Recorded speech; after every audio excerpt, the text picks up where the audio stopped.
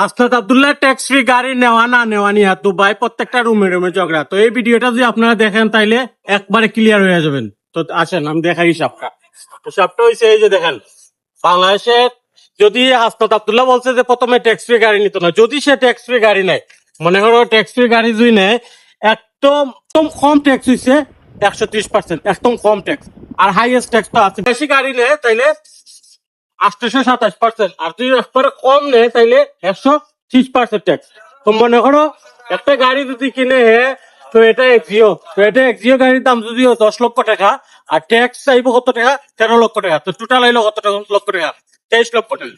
Total 23 লক্ষ টাকা আইবো একটা গাড়ির। তো 10 লক্ষ টাকা দিতে হইব একজন এমপি, আর 13 লক্ষ টাকা দিব সরকারের ভর্তুকি ট্যাক্স, আর ট্যাক্সের লগে তো বেট আছেই। এটা গেল। আর এখন হাসনাত আব্দুল্লাহ চাইছে কি তা ফ্রি গাড়ি। যদি ফ্রি গাড়ি চায় তাহলে কত হইব, টোটাল 23 লক্ষ টাকা। এখানে 23 লক্ষ টাকা, টোটাল 23 লক্ষ টাকা সরকারি দিতে হইব। তো 100 এমপিরে যদি 23 লক্ষ টাকা দেয় তাহলে 300 এমপিরে কত টাকা দিতে হইব আপনারা এখন চিন্তা করেন। আর এটা হচ্ছে একবারে কম গাড়ি ধরছি। এমপি মন্ত্রীরা যেমন এটা সিসির উপরে নির্ভর করে কত টাকা। মনে করেন যদি 2000 সিসি 3000 সিসি হয় তাহলে আইব কত, 350 থেকে 500 পর্যন্ত ট্যাক্স আইব, 500% পর্যন্ত ট্যাক্স আইব। মনে করেন আমরা সালাউদ্দিন, স্বরাষ্ট্রমন্ত্রী সালাউদ্দিন সাহেব কি করবা, দামি গাড়ি চালাইবা, যেমন বিলাসবহুল গাড়ি।